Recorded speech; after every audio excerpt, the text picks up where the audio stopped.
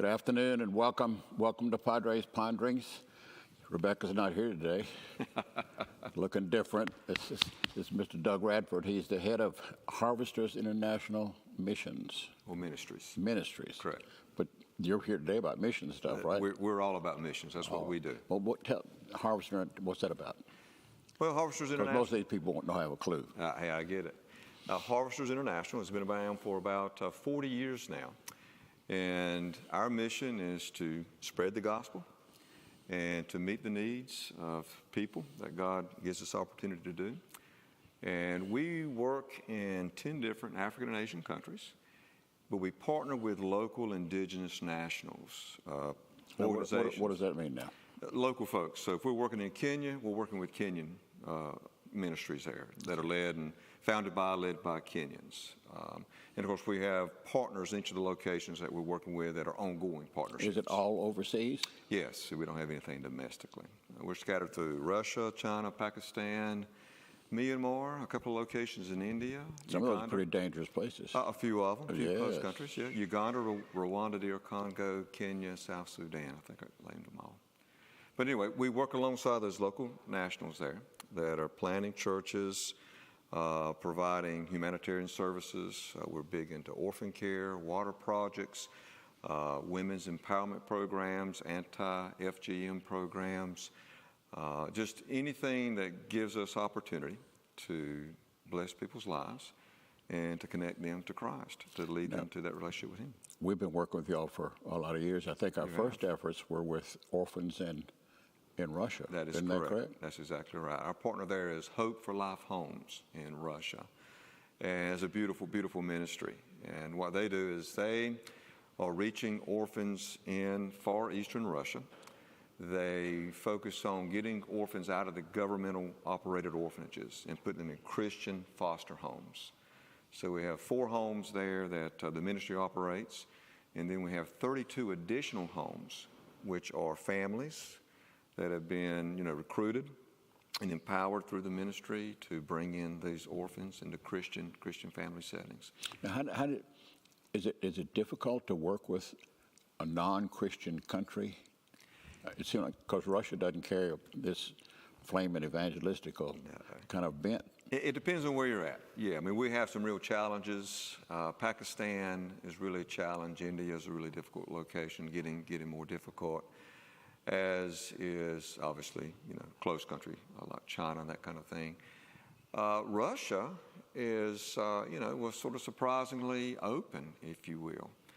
I grew up like you did, with the Iron Curtain and all those things. Yeah. So it was surreal to me to go to Russia and to preach the gospel openly. But they have open Christian evangelical churches operating there. Is that just because you're in the Far East and a long way away from Moscow? Would it be different if you were in the west of Russia? I think that helps. I'm not knowledgeable enough to say with certainty, but my perception is that being in Far East Russia does have an impact. And often it depends on, as it does in China and other places, it depends on the local, party authorities and what their posture is. Some are more open than others. We have some Russian orphanages, state-run orphanages, that allow us to go in. Really? And yes. It's up to the manager, the local people there. Some will not. Well, some will let us go in, take the kids to church, take the kids to Christian summer camps that we partner with there to make that kind of effort happen. So again, it just depends on who you are, who you know, and the specifics of the locality that you're working in. Well, what are we helping with you now? Well, you're still involved with Russia. We appreciate very much. Support, through the missions board is providing opportunities for those Russian orphans to do things like go to Christian camps, to have the things they need, allows us to recruit new foster families and help equip them. Sometimes that may mean modifying their home to create space, for additional children to come to the home, or just provide some support as necessary to make that happen. Recently, a big part of the work here through Church of the Cross has been in the Democratic Republic of the Congo. And if you're familiar with the DRC, you'll know long-term it truly is one of the most difficult places on the planet. It is war-torn. It is incredibly corrupt, incredibly impoverished. and just an all-around very, very difficult place, a very violent place. And How'd you even get your foot in the door there? well, Were you in before it fell apart? no, not at all. Now, Harvester started out with one partner, one international partner many years ago, and that has grown over the years. And it has happened a number of ways. Often we meet new local ministries that we end up partnering with in their countries through, common relationships, friends of friends, if you will, or maybe it's one of our churches that we're working with here in the States who knows a particular ministry that's happening somewhere that's really good, and we get connected that way. But the Democratic Republic of the Congo is an interesting story. A few years ago, my predecessor, the former director, was in a hotel in Nairobi, Kenya, just passing through. And this gentleman came to him with a document that he needed proofread. And he just randomly asked our then director to proofread this document for him. Well, that gentleman happened to be Bishop Athanase Habimana, who is the head of a large ministry there in Eastern DRC. He has like 300 churches, just a whole variety of things happening there. So through that chance, quote unquote, chance conversation, it was a divine appointment. The relationship began, and now we're very heavily involved with the work there in DRC. And one of the big things that's happening there now that you're particularly involved with here is the effort to care for orphans there. We have 2 orphanages that have 187 children. Wow. And these, this is my heartbeat. Are these private? These are private orphanages? Or? They're owned by the ministry, correct. Okay. They're owned by the ministry, operated locally by the ministry in partnership with harvesters. And of course, our role in all of this is we're like a bridge. We are a bridge of communication. So I'm here today talking about these things. I'm all over the States talking about these things, working with partner churches, donor churches, individuals here to raise funds to support our work in the various countries we're working in. We're a bridge, again, of communications. We work very hard to disseminate updates and other communication to our donors and supporters here so that our people on the ground in Africa and Asia can focus on doing ministry. They're not answering 50 emails a day. We do that communication bridge. We're also a bridge of accountability. We believe that donor intention is the highest order of, directing how things are done. So donor gives money for a specific purpose. We ensure that it's utilized in an effective and efficient way for that purpose. So that's our role in this. When you say we, who is we? When I say we, brother, I'm talking about everybody that makes up Harvesters, and that's all the donors, all the supporters, and that sort of thing. That's my we. So when I say Harvesters or we do something, I'm talking about everybody that's involved with that. But from an administrative perspective, we is a lot me. I'm the only full-time employee of Harvesters. Whoa. We have several, part-timers and some key volunteers, some of which are, part of your group here at Church of the Cross, that goes to make it all happen. How many churches in the United States do you partner with? We've got active churches now. We've probably got about 250 churches that are active at some level, that are engaged. And then, about that many individuals, some businesses, so about 600 or so active donors. Does it stay kind of at that level? It's growing, for which we're very, very thankful. I work hard to make new connections everywhere I go. And I've been blessed. Even this year, I've engaged several new churches, primarily meeting them through existing churches and pastors that work with us and help us to do you find that there's a growing interest for international missions at the cost of national missions, or is it the other way around? It obviously depends on the locality. I don't know in general what the trend is. What we do see as trending is a lot of younger congregations have a real heart for the humanitarian side of things. The older congregations tend to be more engaged in the, evangelistic gospel spreading. We do see a lot of churches when things get tight, that often international missions is one of the first things, that they pull back from. And I do see that trend. I do indeed see that trend. I don't know how that would relate in comparison to, more of the domestic type of missions and outreaches that churches are engaged in. I really don't have a feel for that. How'd you get into it? I mean, that's not a New England accent you got there. No, man, I'm Eastern North Carolina. Tried and true. Grew up on a farm near Goldsboro, North Carolina. Grew up in a. Is that close to where the hurricane came through? Or? No, opposite end of the state. I live just east of Interstate 95, and of course, I have a lot of friends. We have a number of supporting churches that have been, hit really hard by that. But grew up in a home that was, man, Christ-centered, saturated with the gospel and the love of God, faithfulness to the church. So grew up there. And then in my 30s, I felt the call to become pastor. So I did that for a number of years. I served in pastoral roles for a number of years. And 2005, I moved to a church in Wilson, North Carolina, where I still attend. I was on staff there as an associate for outreach, led missions work locally and some international teams, that sort of thing. And through that relationship that the church had with Harvesters, a long-term relationship, I met the organization, and one thing led to another, and here we are today. But you still live there in that same area? I live in Wilson, I sure do, right, and still attend the church where I was on staff at, but I'm no longer on staff there, obviously. How often during the year, like I take it you're on a circuit now, you're going around visiting the churches that are supporting and all that, and then you've got your going around visiting all the ministries overseas too. Yeah. That seems like would take a lot of time away from home. It does indeed, to be perfectly honest with you. So I've been to Africa 3 times this year. I'll be back. We've already got a number of trips planned for next year, and I'll need to make an Asia loop through the Asian partners next year as well.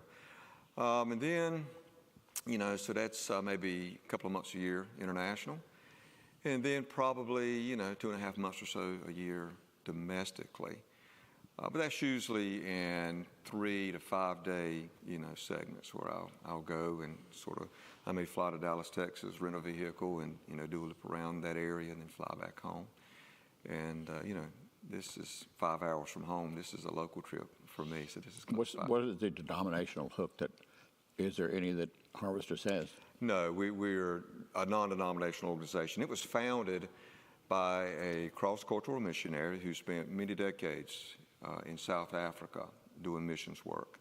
And he was from near my home, as a matter of fact, there in Eastern North Carolina.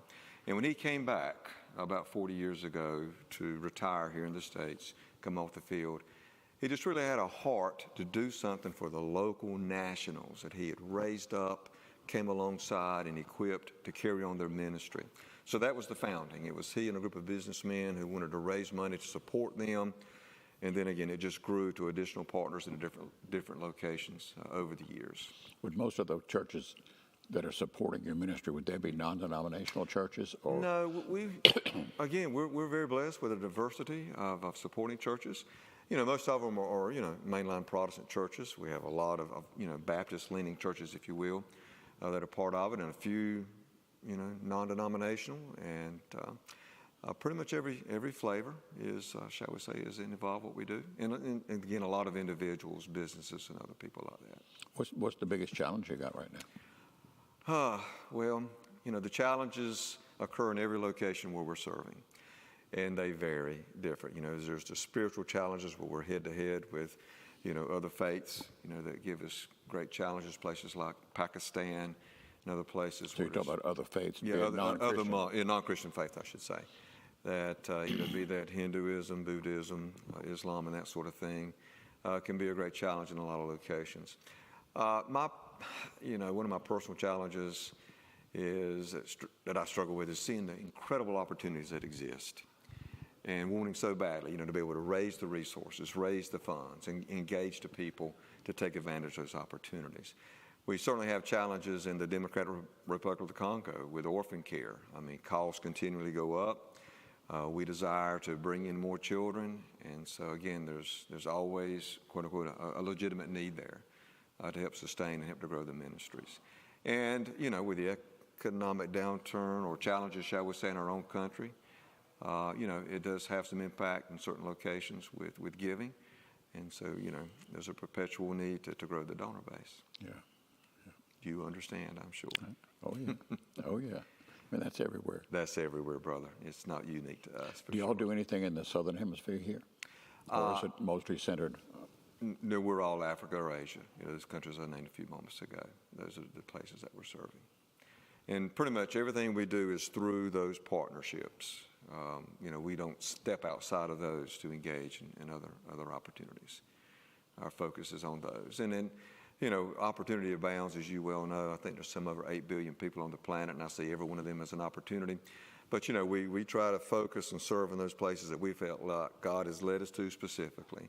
And every one of those, have tremendous need and opportunity, so we don't have to go looking for other things to get involved with. Is the focus on orphans primarily? No. The core focus of our ministry is church planning and evangelism. Okay. That's our heart, is church planning and evangelism and making disciples. Jesus said to go and make disciples. And so it's beyond evangelism. It's a disciple-making process. And we feel that the local church, it was God's predominant plan to make that happen. But around what I call the periphery of that, we get involved in a number of different efforts, all intentionally focused on drawing people toward that center of coming to know Christ and becoming a disciple of Jesus Christ. So around that periphery, we do have orphan care. Through a number of partnerships, we have well over 1,200 children in full-time care. We have other children that we care for in different settings in full-time care. But that's just one element of it. We certainly have, medical initiatives. We have education is very large for us. Our partnership in the Democratic Republic of the Congo, we have over 15,000 students in a number of schools operated by the ministry that we help support and help make happen. Women's initiatives is large for us. As you're well familiar, many places in our world it's very difficult to be a female. We operate in some cultures that are incredibly harsh toward women. And so we're working there to elevate them. Again, anti-FGM efforts in Kenya, where that's a big problem. Efforts to train and equip women. We have skills training centers. We do microfinance programs targeted toward at-risk women to help them get started in businesses, in certain localities. And then, of course, reaching them spiritually and elevating them as Christ elevated women when he walked the earth and teaches in our word. So that's a big thing for us. Other, economic development, community development type projects that come along. We have some agricultural initiatives in various places. So again, every partnership is similar, but every partnership is unique. What it looks like in Russia is different than what it looks like in, say, Kenya. Some commonality, but maybe differences in the efforts there, differences in those specific humanitarian efforts that they're engaged in that specific location. Is there a correlation between the number of orphans and the way a country looks at women? I've never thought about that as being something that is linked.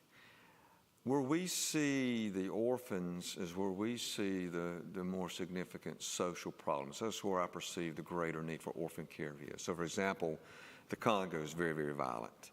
We have a number of our kids in our orphanage that witnessed their parents being murdered by bandits or by rebel groups that would come in and take over their village, and in some cases literally drag their fathers away and force them to either be killed or fight for the rebel groups. So that violence has created a lot. In Kenya, it's the extreme poverty that is there that drives the orphan. Is the orphan a true orphan with no mother and daddy, or is it in some situations there might be a parent or two parents, but they can't take care of the child, and so they just put the child out or something? Yes, some of both. In Kenya, we have a large number of what we call social orphans. The parents are just so destitute they can't care for the child, and so they end up in the home. In Congo, essentially every one of those orphans there, the 187 I spoke of, they are true orphans. Their parents have been killed or died due to disease or accident, that kind of thing. So it's a mix across the board of the situations that we have, depending on the locality. Now, how long do you take care of a child? As they get older, we transition them. So typically, when they get through high school, by then we have moved them out of the residential orphanage, if you will, and we have them living in transition homes. Sometimes that may be extended relatives. It may be volunteers from the local churches that are part of the ministry organization there that will receive an orphan in their home. to keep them, to help them get acclimated to life outside the orphanage, which Now, is would typically these- much more difficult. Would these children be like a high school graduate? Would they be 17, 18 years old, or are they younger than that? You know, typically, yeah. If it depends on when we got them into the system. Okay, so in the Democratic Republic of the Congo, we had a number of older kids that came in, because often they come in as sibling groups. So you may have older brother, older sister, younger child. The older kids tended to be substantially behind, if you will, in their education. So they may be 20 years old getting out of high school. But as we transition them, that's going to be based on age, not education status. So typically, time they get to be 17, 18, we've moved them into a private home. But even after they move to the home, we're still helping support them. We're responsible for their education. We do a little assistance for the family, you know, for the feeding, and those kids still have access to the health care we provide at the orphan compound and whatever's needed. So again, it's a transitional season. We give them a couple of shots at finishing up their high school career. Some of them just are so academically challenged, shall we say, they're unable to pass the national exam and get their high school diploma. So at that point, we're going to say, okay, let's put you in a vocational training situation and help you get established, you know, down a different way. But we have some really sharp young men and women. And we have a dozen or so in universities now.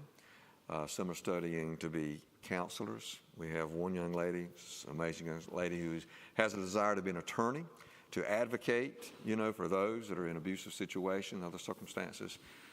So it unfolds different ways with different young men and women. So what are we helping you with? You're helping us, you know, with the work in Russia that I described a moment ago, and helping us in a very big way in the DR Congo, and supporting, well, you actually helped construct our second orphanage there. You have helped us to construct a school that we opened a couple of years ago on the compound of one of our orphanages, which serves all the kids in the orphanage and also serves some children from the community, if you will. And you've had a big part in making that happen. We've recently expanded that school. We added 3 more classrooms. You helped us do that, as well as helping us feed, clothe, educate, and provide health care for the children there in general. So you're heavily invested and very much appreciated. When you say compound, what is that? Is that like a fortress or something? Well, Compound about safety? Is that what? Yeah, well, both, if you will. So the compound, well, but one of the homes in DRC, the orphanage is there, a couple of dormitories, the dining hall. It's on the same compound, the same walled complex, if you will, with the church and with the school. And same thing at the second home, the Free Life Children's Home. Again, a couple of dorms, a dispensary, then right next door is the school, but it is walled and does have armed 24/7 security at both locations as required. Have to have it. Have to have it. Have to have it. Well, and we have to have it for 2 reasons. Number one, the local authorities demand that we have it, and it's done through the local police. And secondly, you just have to have it because potential violence. Yeah, it's the kind of place, you know, they know you got resources. Life inside those walls is radically different than life outside those walls. And so we had to protect ourselves. Outside, do they resent what's happening inside? I don't think they do. Like for instance, would they want to break it in and burn it down and stuff like that? I don't think it'll be the issue. I think you can see a situation where somebody might want to break in, you know, and steal food and that sort of thing. I don't think there's a resentment, nothing that I've ever been made aware of or told of. And, you know, I've often been very self-conscious, you know, going to all these places and being among these impoverished people. And I've always wondered, how do they look at me? You know, did they say, why are you here? You should have sent the money, you know, to care for us and that kind of thing. And I talk as opposed to traveling there. But I've had conversations with our local pastors there and our local leaders.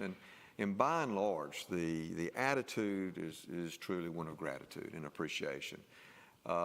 They see in these settings, at least as far as I'm aware of and have been made aware of, they see Americans as generous, loving people who do care enough to come into their communities and do things to help. And, you know, we're always associated with churches wherever we go. And so, you know, the churches are reaching out, the churches are doing the benevolent acts, you know, that they do and should do. And, you know, it always blesses me how impoverished these churches are, but yet they are engaged in serving, even in assisting to the ministry of the orphans. So I said all that to say this: I feel like there's good relationships, in those communities, and for which we're very, very thankful. Very thankful. So do y'all try to take a behind-the-scenes approach where the local church is the one that's receiving the credit, or Absolutely. is in the front and y'all are behind the scenes Absolutely. making it possible? Absolutely. And I'm very uncomfortable when I go to be pushed to the front. I always end up addressing the churches and speaking to them, but I'm always very careful to point to God first and to His people and even to them and the work that's being done. It's a partnership, right? It's a partnership between Church of the Cross, God's Goods, of course, Harvesters and our role, the local churches there. Everybody has a role. We truly are the body. And, without all of us being in the mix, the process doesn't work. But with everybody in the mix, it does work. So we're very careful. And I go, Father, and every time I go, they want me to baptize people. And I have baptized a number of people. But I've even quit that. I say, let the local pastor, who's going to be their discipler, you come on, Pastor, you baptize this new believer in Christ. And so I've always been sensitive. I'm more sensitive than ever to stay in the background. So when, they dedicate the churches, they have a ribbon cutting, and they're like, come on, cut. No, you cut the ribbon, friend. Let our local ministry do that. It's nothing to do with me at all. They do the work. They do the heavy lifting. All I do is talk. So when stories. For instance, you would then, resources that are given to International Harvesters would then go from y'all to the local church, and the local church would dispense, or is all the dispensing? The way it works, okay, and we're working with ministry organizations on the ground, so most of us have multiple churches. So, for example, in the DR Congo, our partner there is a standalone organization called the Union of Baptist Churches, and it's not affiliated at all with any denomination. They just chose that name because their doctrine would be what most people would associate with Baptist doctrine. It's a completely standalone, self-contained ministry, and has its own staff, its own leadership, its own structure, about 300 churches. So we're working with the head of that. And so if we get funds, from here at Church of the Cross designated for a specific project, or for orphan care in general, whatever it is, we ensure that money is used specifically for that project. And we do that by working directly with the leader of that organization. When I send that money over, it's sent over with great detail as to what it's specified for, down to the penny. And they are responsible to report back to me how that was spent in detail. And then, of course, part of my travels is to go see what they're doing, to put my hand and be able to touch, see, and feel, what those funds were used for from an accountability perspective. So that's the process. It comes to us, and it goes to them. The local group is doing the actual dispersing. That's correct, yeah. I mean, they're working with the contractors there in the markets, buying the food, they're buying the mattresses, they're doing whatever. Yeah, that's obviously something they can do that we're not in a position to do. So we depend upon them to do that. You like what you do? Man, I love what I do. I pastored for a lot of years, and I miss pastoring. I love pastoring. And had opportunity this past Sunday to actually fill the pulpit of my home church and preach a message, which I very much enjoy doing. But I love what I do now. And I feel that God has led me here. I feel woefully inadequate many times, Father. But I give it my very, very best and go at it with some energy. What does your family think about you not being in the pulpit in a local church? Well, they respect. That's big change. They respect what I do. They do. Most of my daughters are now adults, and so my wife is there. She gets kind of weary of the travel, but in her heart, Does she go with you on all these trips? No. My standard answer is somebody has to stay home and work, and it ain't going to be me. So anyway, she's there. She has a job with the local municipality where we live at, which is a great blessing to our family. And really what she does helps empower me to do what I do. So she's just not in a position to do that. And honestly, she just doesn't feel very inclined toward international travel. And she is able to go with me some here in the States, but it's just not feasible due to the length of my trips and her limitations with time off. But, my family is incredibly supportive, and Lord knows I love them dearly. And I miss them when I'm gone, and I love to go home and see them when I get that opportunity. How did you first get hooked up with Church of the Cross? You know, your relationship. Or was that before That you was came? through my predecessor. You know, Jeff and Joey Ballard here locally were part of Harvesters for a number of years with the work in Russia. And through their relationship here at the church and with Barbara Scott, you know, on your missions board, and her visit to Russia. She's also been with me to the Democratic Republic of the Congo earlier this year, which was a great trip. And so that relationship occurred, you know, many years ago organically. And I'm just a beneficiary. Are you typically involved with churches for a long period of time? Yes, sir. And what I loved about pastoring was long-term relationships, and that's what I love about what I do. I love the relationships. You know, and we've got people who've been supporting this ministry for decades, literally. And I just enjoy being able to go there, to know people by name, to have the relationships. And I strive to achieve that with even new churches, to build the relationship, not as a backdoor method to try to get more money, but as a legitimate expression of what I think Christ calls us to do, is just have authentic relationship with one another. And I'm blessed to enjoy that very much. But if more money does happen to come, you don't say no. I never recall saying no.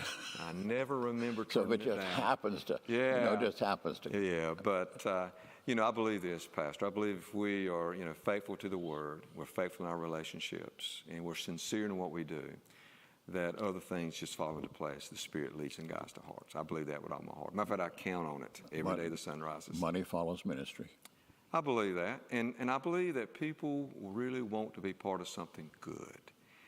And so my job is to share the good stories of what God is doing in so many places. And they're not fabricated. You know, we don't have to dress them up. We just tell true stories about what God is doing. And again, the money comes, the money follows. And as I look and I see, you know, endless opportunity, you know, I had to keep myself in check to say, God, this is your ministry. We look to you to provide through your people. And whatever you provide is what we'll go out and we'll utilize. Amen. And just approach it from a prayerful, submissive spirit, and then lay down and go to sleep at night and try not to worry about it. But what I see, you know, from me and in my heart is I have a big heart for kids. Now, I did children's ministry as part of my responsibility at the last church I served. And so the kids really grabbed my heart, okay? And I'll cry if I talk a lot about it, but they really grabbed my heart. And it's one thing for us to go somewhere and build a church or buy a pastor a motorcycle or send a pastor to school and then you take a picture of it, it's kind of done. And it's a different critter when you've got kids that want to eat, drink, go to school, have medical care, and be clothed every day the sun rises. And that's a whole different matter. And sometimes I do feel that pressure there. But again, we give it to God and we trust in Him to provide. And when I look back, it shouldn't, but it boggles my mind. It really does what God has done. So we give Him the praise and honor for that. Amen. It's nothing to do with me. It's all to do with Him. Do you ever struggle to find peace when you go to a place like the Congo and you're helping 187 orphans and there's 1,000 more out there? Yeah, brother, we pray about that a lot, and we seek to grow the impact of the ministry. But one thing that helps me is how we look at caring for those children. We see ourselves as being engaged in raising up the change makers. So we believe this. We believe God sent us that group of kids. And the way that happens is through the network of churches, pastor 200 miles away from headquarters where the orphanage is at, he may have a family that gets killed. You've got these kids that need a home. He'll calls up the headquarters and he'll send those kids right to the orphanage. But we believe that God has sent us this group of children. And we believe that as we pour into them mind, body, soul, and spirit and raise them up, that we're raising up the change makers and the leaders for the DRC and the other places as well that are going to be those agents of change. So we, although we would love to have 1,000 orphans to care for, and praise God, one day He may provide for that to occur. But right now we're going to focus on the ones He sent us, and we're going to raise them up to be spiritually sound, physically sound, emotionally and mentally sound, educated and equipped in ministry to go out. And we've got young men and women who have a passion to be pastors and leaders. And when I was there in July, my last trip, there was a young man, he's probably 14 years old now, and we're kind of just hanging out with a group of kids, you know, and they're singing some and doing different things. And he comes up and he says, I want to give a message. So we still everybody, and he opens up his Bible to 1 John, and he preaches a really nice 3-point message about love, and God is love. You know, and we see those young men like that, and brother, as discouraging as looking, you know, could be, I'm so encouraged by what I do see that we focus on that. That's a long answer. Have you been doing it long enough to see some of the orphans that you've worked with, and they're now in their 30s and 40s, and they are a difference maker in their culture? We see that in Kenya. We've had a longer history of orphan care there. Yes, we see those that come up, and they become, you know, teachers and physicians and other professionals, as well as, you know, just people in the community who have that heart to pour back. Yeah, absolutely. We've only been doing orphan care in the DR Congo since about 2015. And so we're just getting to that stage where we're starting to see, we've got a couple that are now college graduates. And so we're looking with great anticipation for what God's going to do in their life. Wonderful. Yeah, it really is a blessing. I bet they like seeing your smile, don't they? Yeah, they act like it. And when I go, I cut up and dance with them, and because they love the dance, and they always want to show me, you know, some of their dances that they're doing. I'll jump in and dance with them, and we have a lot of laughs. And they seem to be, I don't know why, but they seem to be very excited when I show up. And they love for people to come see them. They really do. Well, I'm glad you came to see us. Man, I tell you, it's been a great blessing. I love this place. I'd visited God's Goods before, went there the second time today. I've been in your school before, spoke to some of your students, speaking to some of your students tomorrow. As a matter of fact, at Cross School, and just love the people here that are such a blessing to us. Thank you for being a blessing to all those folks in the other parts of the world for us. But it is my joy. Amen. It really is my joy. Bless you. God bless you, Pat. Thank you all for being with us today. A couple of quick announcements. Online, Bible study tomorrow evening, Miracles from the Gospel of Luke. Jonathan will be doing that, 7 o'clock in person here in the chapel. And it'll be online at 7 7 to 8, and you can pick it up after that because it'll be on the website. Please keep in mind, evening prayer tomorrow evening at 6:15, right here, Dave Fisher for that. Tuesday mornings, 9 o'clock, right here in the chapel. Neither one of those are streamed. And on Thursday evenings, 9:15, Compline Online, and that's out there on YouTube for all of you all there. Don't forget the food bank. Over 400 families a week coming now. We're blessed to be a blessing. Please remember them in your thoughts and prayers, and we're sending lots of stuff. There's got a team leaving this weekend to head to North Carolina to work with folks up there. Jonathan will be leading that. Please keep that whole team of men in your thoughts and prayers as well. Lots going. Can't do it all. Be faithful in worship. Be faithful in the study of the Scriptures. Be faithful in your prayers. And be faithful in serving somebody else in the Lord's name. God's peace and blessings. Got a hug for you when I see you.